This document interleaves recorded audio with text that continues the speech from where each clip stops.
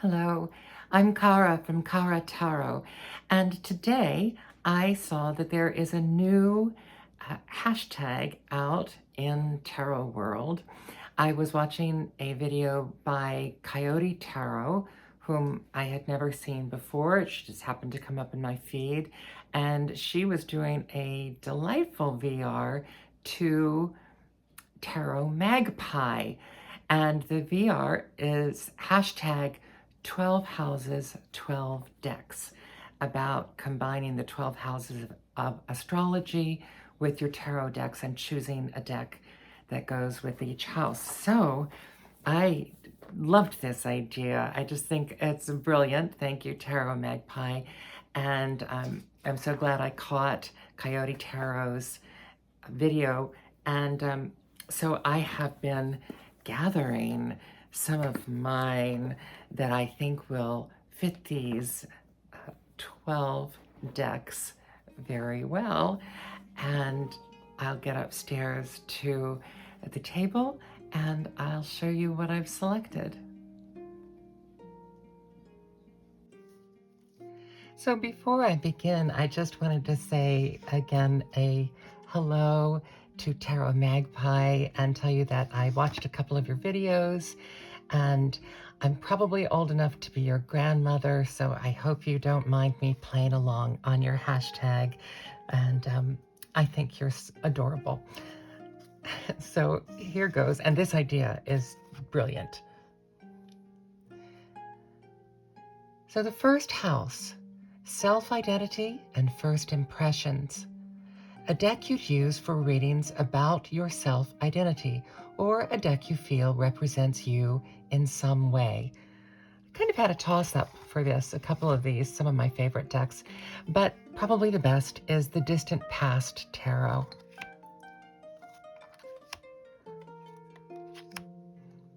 It incorporates a lot of my interests from the history of the 1700s to being a collage deck, works of great art, as well as the intentionality of continuing themes between different cards in the decorations. And I will add something that, for good or ill, represents me. I've been told through a lot of my life that I'm difficult to get to know. And a lot of these characters, while picturesque, seem a little detached or just a bit distant, maybe. This deck does have some of my favorite cards. That's one of my favorite hermits. I did a complete deck review of this deck. This is the largest size of this deck, Distant Past Tarot, that is available on makeplayingcards.com. One of the few decks that I have edged. I edged it in a dark green to go with all the blues and greens in this deck. I guess I should say that at one point in my life, I was very involved in astrology and palmistry, and they have somewhat fallen by the wayside for me. And I've said in other videos that my tarot reading has come and gone since I was quite young. The next prompt is Personal Resources, a deck that helps you reflect on abundance or money matters, or one that feels like an investment, either financially or for its impact on your practice. This one is both of those. It was a financial investment for me. It is an Naibi de Giovanni Vacchetta. It's an Il Melanghello edition. I just think it's exquisitely beautiful. I love the colors. And this also was one that I thought could have been for number one. I think it represents me in that it's colorful and at times a little splashy. At one place where I worked, almost every day, this one woman would greet me with, "You're a lot to look at." basically because I didn't wear a t-shirt and jeans when I came into work. Um, and because I'm large. Um, but this deck, also because it is a pip deck, it would be a little difficult to understand for some people. And I think that's probably me too. Um, so it's warm and bright and very friendly, but not the easiest to comprehend. It requires some study, little touches like that little frog there. One of my very favorite decks. So this on 2 points was perfect for this second house. Giovanni Vacchetta.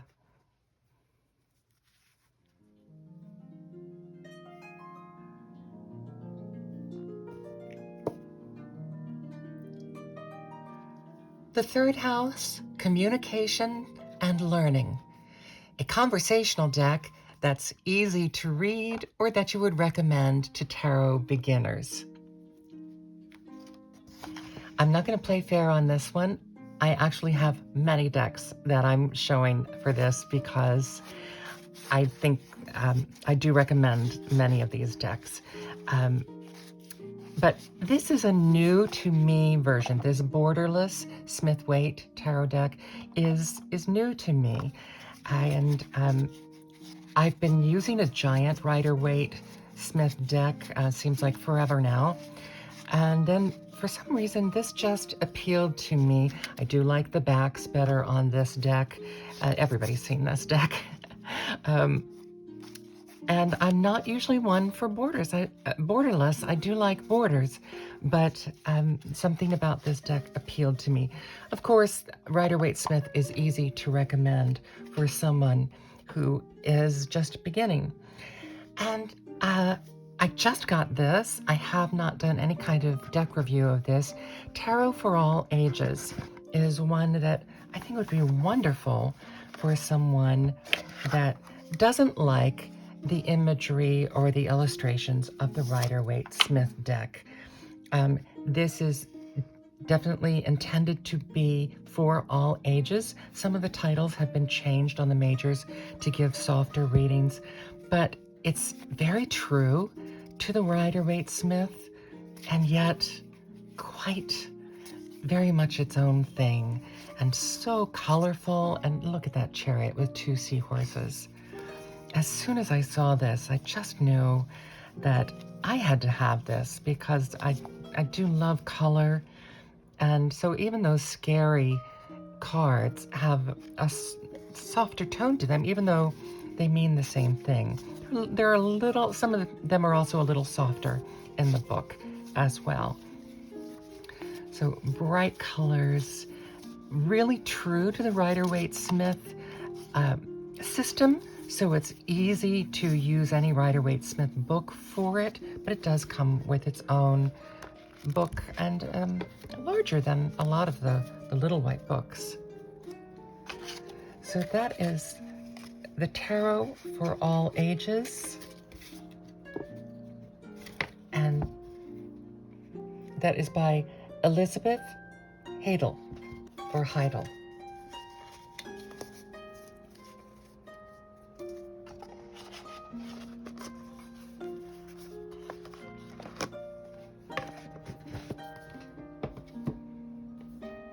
The third one I'm recommending for this, I'm recommending 5 for this, but all the others I stuck to 1. The third one I'm recommending is the Curious Travels Tarot deck. A lot of people have talked about this at this point. Just a marvelous deck. I worked with this a great deal last week, and I actually did a deck review on it about how it did this fascinating, gentle leading with me, where in a series of readings, it would change one card and keep the other cards. Again, very true to the Rider-Waite Smith system, and yet not so people-y. It's has a lot of combination, people and animals in it, and just incredibly beautiful artwork. It has this gentle quality, even though it doesn't hold back on the difficult card meanings. The Curious Travels Tarot Deck by Amelia Rosier.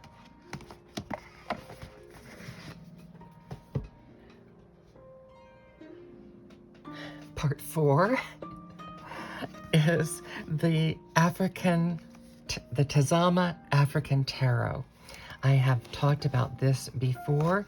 It is basically a regular Rider-Waite-Smith deck with African imagery, African ancestors, beautiful, bold colors.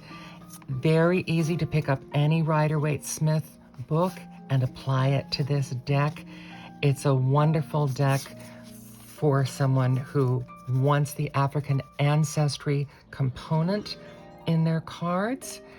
And I personally just think it's such a strong and beautiful deck.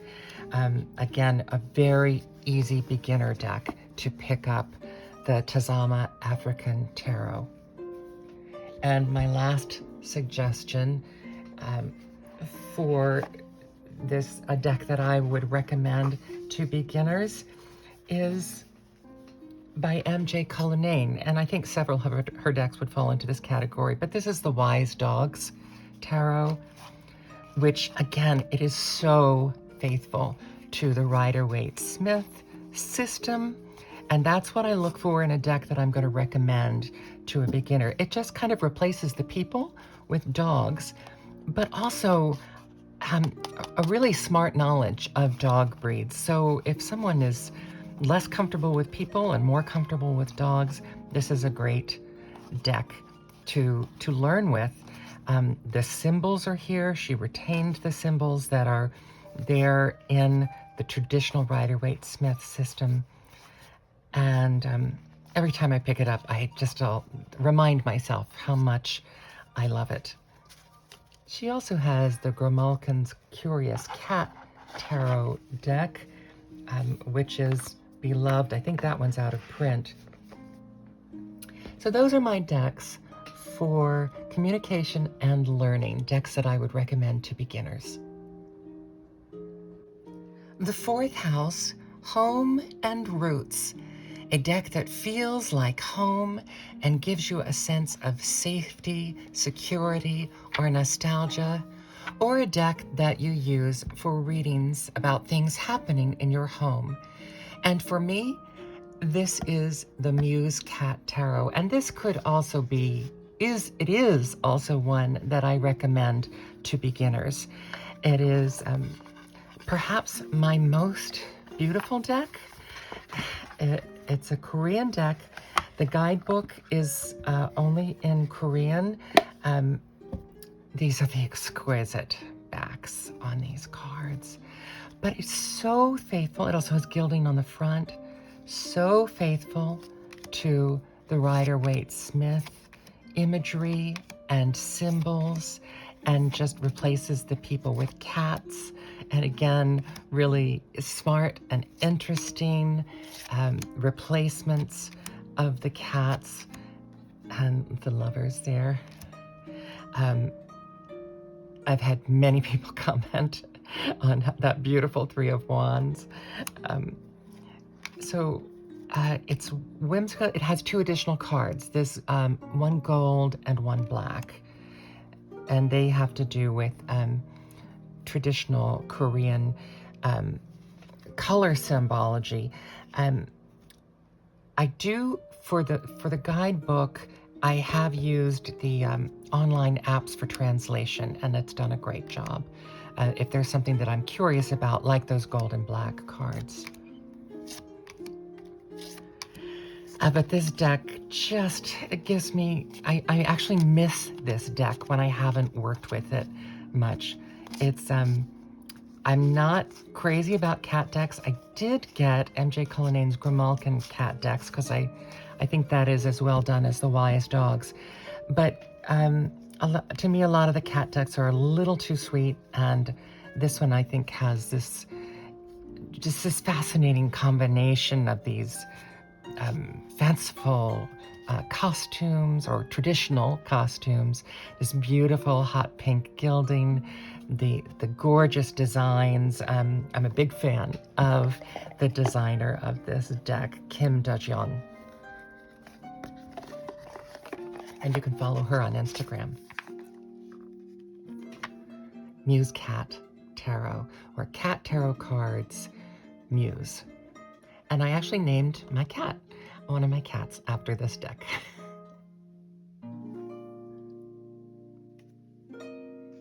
The fifth house is creativity and play.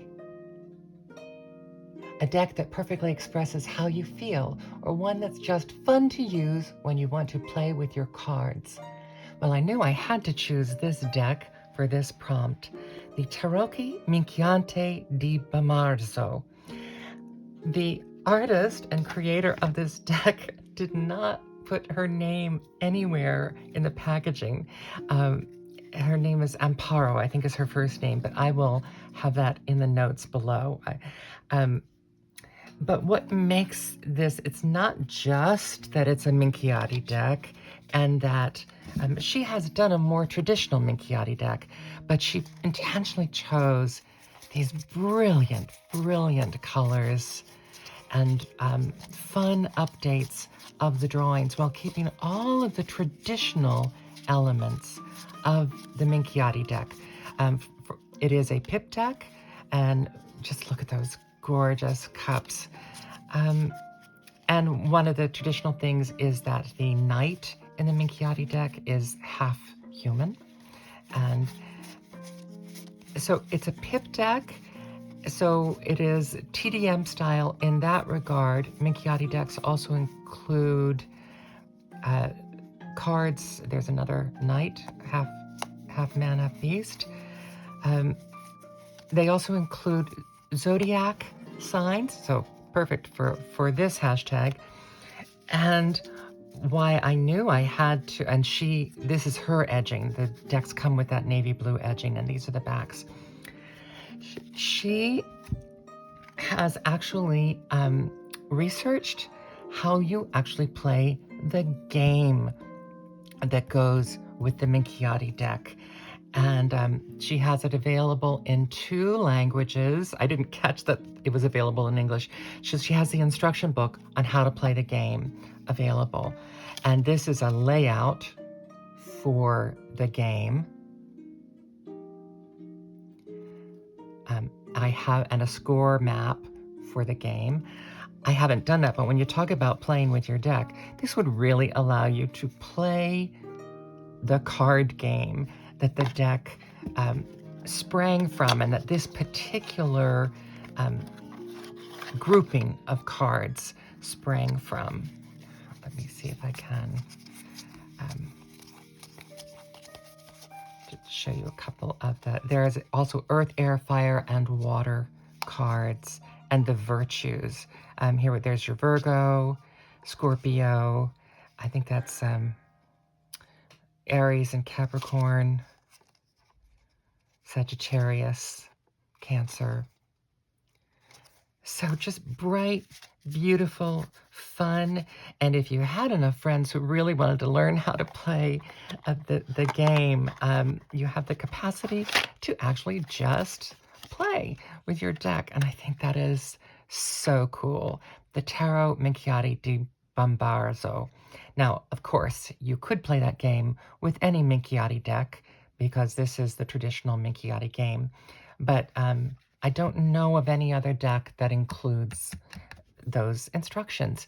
And she actually has started and continues different gaming groups of people learning to play the game. Fascinating.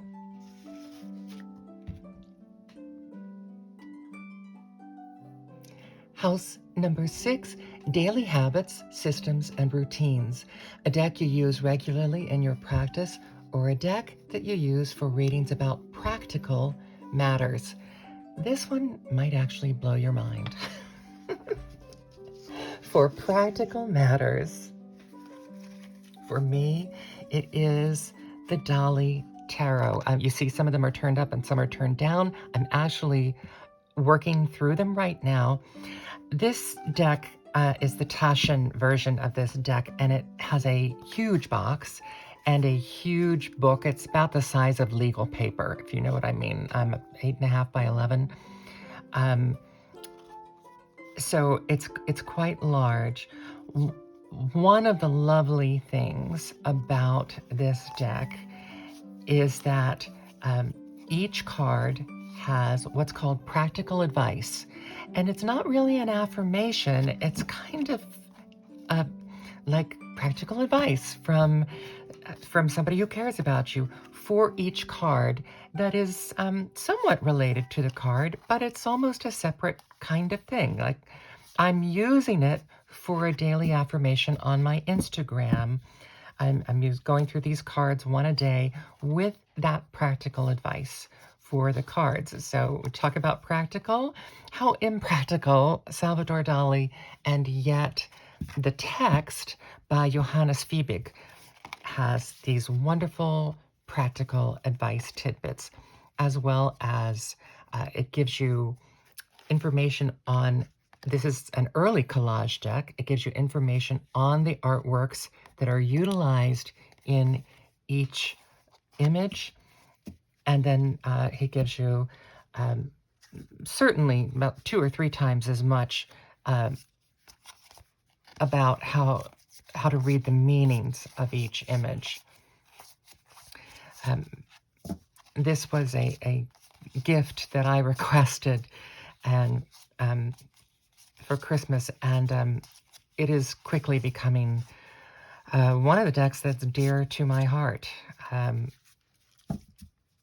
I have an arts background, so I'm very interested in the works of various artists, but never in my wildest dreams did I expect that this would be something that I would think of as my practical deck, the Dali Tarot.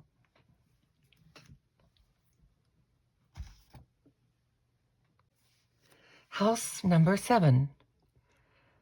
Partnerships and contracts, a deck you feel deeply connected to, or one that you use for readings that involve other people. For me, this is a deck that I would use for reading for myself, for other people, for just about anything. It has blown other decks out of the water for me. The Forager's Dore Tarot, I've done a flip through, I've done a deck review on this, I believe. It is Rider-Waite-Smith based, and it is completely true to that basis in Rider-Waite-Smith, and yet it is completely its own thing with this delicious nature artwork, information about the plants, the animals involved, meanings of them, uses for some of the plants for foraging. Look at that Empress, that delicious bunny. And the Hermit is this snail, the Three of Swords. So absolutely true to the Rider-Waite-Smith imagery, and yet completely its own thing. This is one of her additional cards. She has several. Ephemerality, Ace of Swords, the Sun with ladybugs. The book comes separately. It's exquisitely written. I would say if you get these cards, get the book. Do yourself a favor. Get the book. So I am deeply connected to this. This is one of the few or the handful of decks that when I started working with it, I actually heard auditorily from it. So many of these are the other way around. I just started reading reversals with this, so they're a lot of them are reversed. Anyway, it's just beautiful, marvelous mid-card weight, beautiful gilding. The book has gilded edges. This nice box, typical box. It blew some of my favorites out of the water for my top 5 of 2024. the Forager's Dore Tarot.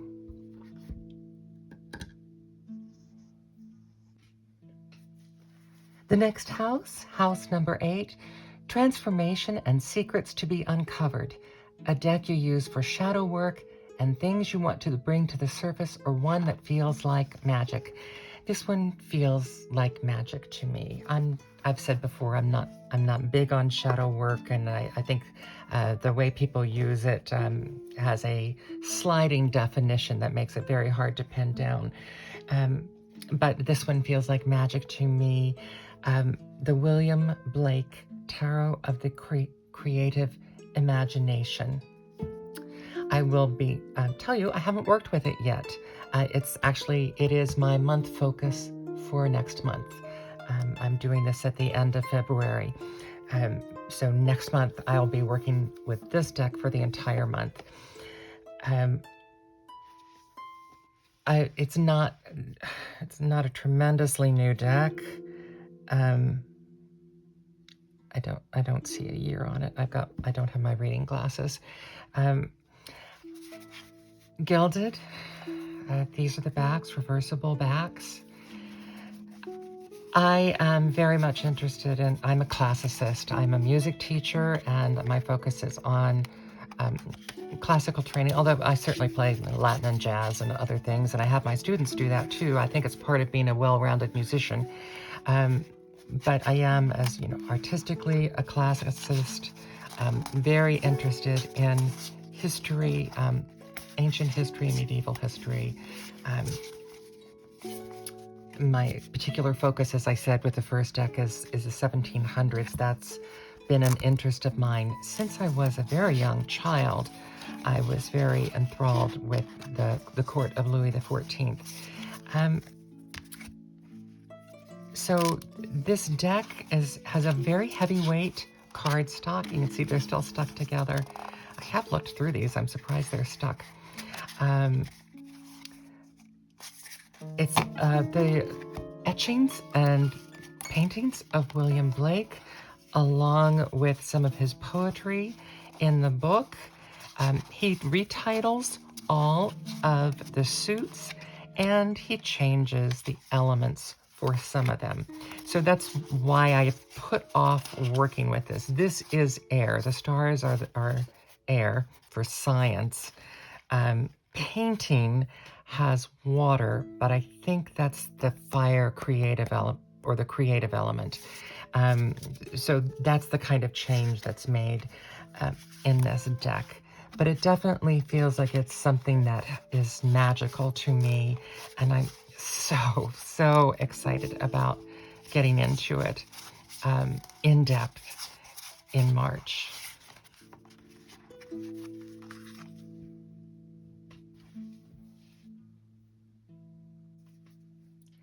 House number 9, Exploration and Worldview, a deck that has expanded your perspective on the tarot, or one that you use for spiritual or philosophical questions. That for me would be the Great Bible Tarot, the Gustave Dore Great Bible Tarot. This is a deck that I just received in January. It's actually, I got it from a Ukrainian company, if I can see the tiny print on here.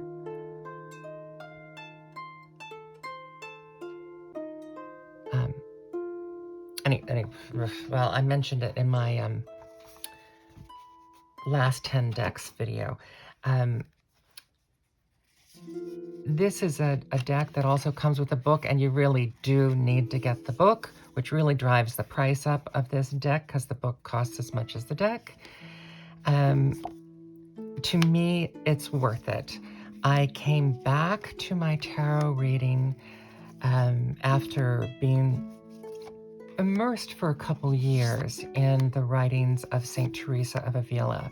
I am a Christian tarot reader, and for those of you who think those are a conflict of interest, it's not. That's my short answer. It's not.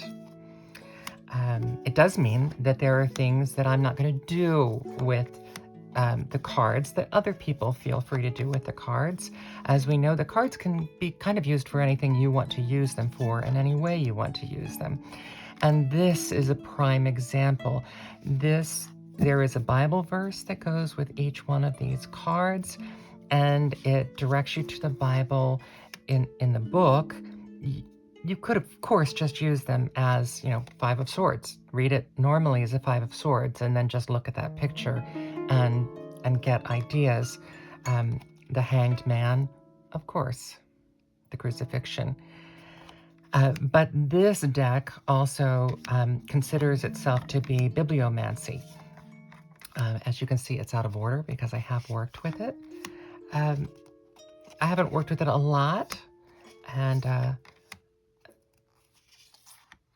just think this is definitely one that, for me, it's easy to pick up for spiritual matters or philosophical matters, because the great artwork of Gustave Dore. There is another Gustave Dore deck, which I mentioned in the passing when I was talking about this deck before, in my last 10 decks video. I believe I was talking about this, and that deck is grayscale.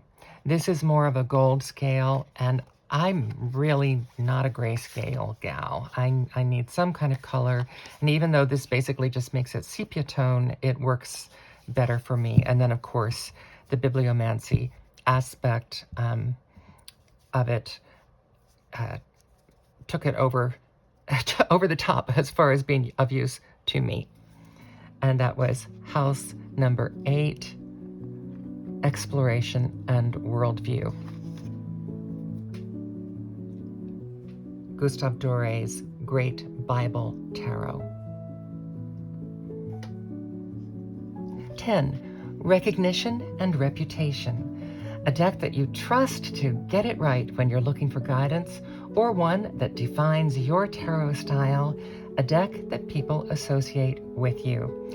For anyone who has watched pretty much any of my videos, I'm very open that this is my favorite deck, The Influence of Angels Tarot.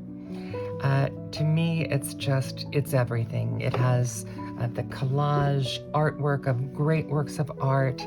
It has biographies of people that are actually used in the court cards, of actual people. That Page of Cups, they have a biography of who that is. I happen to know about this Two of Cups card is part of a diptych that the back of the diptych shows them both as skeletons being eaten by worms. And instead of being gross, that's supposed to be a tribute to how eternal great love is. But that's something I knew before I got this deck. I was aware of that artwork. So for me, it fires on all of these cylinders. This is one of my favorite moon cards, and I will say this has so many of my favorite depictions of cards. There actually is an artwork by William Blake. So this fires on all the historic cylinders. That is Machiavelli for the Knight of Swords. I've read some of his work aside from The Prince, so I'm just aware of him on a bigger scale than just the one thing most people know him for. But they talk about who that person is that's being used, and how this woman, who was a renowned lace maker, is used for the Eight of Pentacles. It's a gilded deck. It has just a beautiful linen finish and beautiful weight. The book is incredibly well written, and it has affirmations for each card. So this was the first deck that I started using on my daily affirmation on Instagram, going card by card, randomly, using the affirmations that are in this book. I like this book so much that I intend to use those affirmations For images from other decks, probably the Tazama African Tarot will be one of those that I will use these affirmations for along with that. Although I think that deck has its own quotes as well. If you're creating a deck, I'm telling people, if you're creating a deck, put affirmations for each card as well so that they can be used as oracle cards. Also, it just gives you multiple entry points into the card and just increases your depth of knowledge of that card. So anyway, I'm sure people associate this deck with me, and it was very hard for me not to choose this for pretty much every category because I would use this deck for anything and everything. It is my desert island deck. I even have extra copies of it. The Influence of the Angels Tarot. I had difficulty deciding on this next deck. This is House 7. I'm sorry, House 11, Community and Collaboration. A deck that you use for readings about activism and collective energy, or one that reflects a wider network you are part of. And I would say this is a wider network I am part of, as well as world community. I think some of you will recognize the inside of this box. The Intuitive Goddess Tarot by Lindsay Silverman and Eye of Astro. It's been mentioned in a couple videos for me anyway. I was a little hesitant because I'm really not into pagan goddesses, as you might have guessed from the previous things that I've said. But I really loved the artwork of this. It's another collage deck. And when I read a little bit about it and realized this is not about specific pagan goddesses or specific goddesses of any type, it is about collectively the goddess within each woman. And then so we have these diverse representations and collage work from all sorts of art backgrounds, Victorian art, Indian art, and all of these just widely divergent representations of women. I have to say, I think this deck may have the widest visual representation of women of any deck that I know of. And that's thrilling to me. I get so tired of just the cosmetic images of young, slender women and usually young, slender white women. So this has a great variety. So it's not just that it's women, it's also the diversity reflected in the deck that is important to me. Obviously, you've seen some of the decks that I have. My more historic decks tend to be very Eurocentric, and I will say that's maybe different for me from other people. I don't look to any one deck to do everything I want it to do. Just the way I wouldn't look for any one artwork to have everything I want. But when I can have a deck that includes this kind of diversity, that's very important to me. And it's also why I got the Tazama African Tarot, because I have all of these Eurocentric decks. I wanted an African deck as well. So this is the Intuitive Night Goddess Tarot, and so that is my pick for the wider network I'm a part of.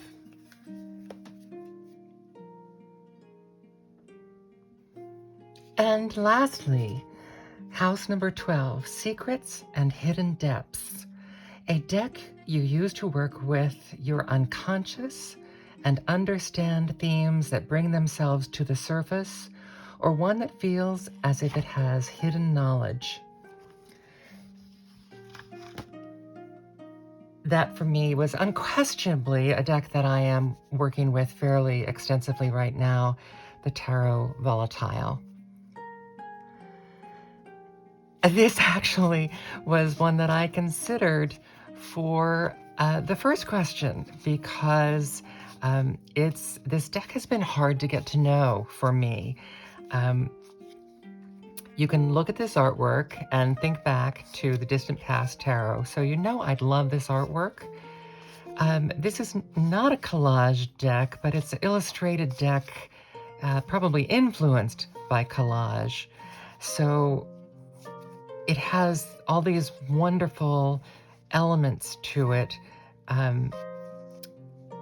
But I have to say, I expected when I got it that it would immediately become my favorite deck.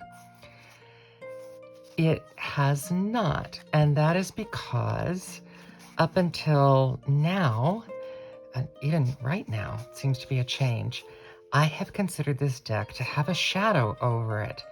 It's not just that some of the cards are dark and a little hard to see with my poor vision, but I really felt as if there was something beyond the physical visual that made this deck, it was as if it had a shadow over the deck, and it was just very difficult for me to see through, and it obscured it.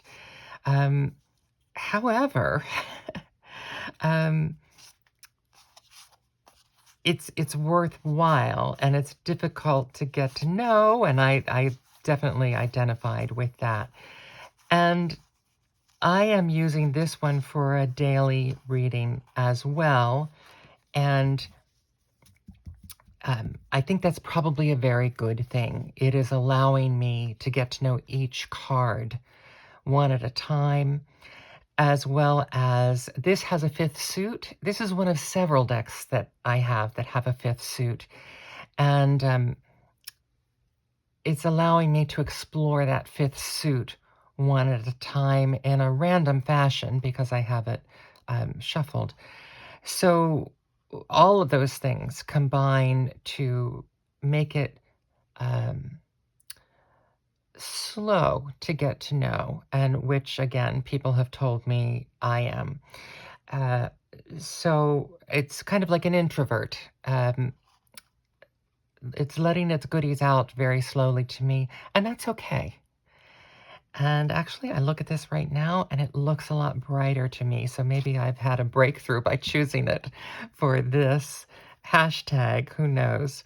But here, Terra Volatile, gorgeous, gorgeous deck. I understand there is a collector's edition that has cards that are almost 4 times the size of these, and I might be going for that eventually. We'll see. So I have so enjoyed this hashtag. Again, I just want to shout out to Tarot Magpie. I think this was a brilliant idea, and I had to jump right on it because it just excited me so much, this lovely new way of thinking about the cards in relationship to astrological houses. And so thank you. I hope this wasn't too chatty, and I hope you enjoyed my picks for these. Have a great day.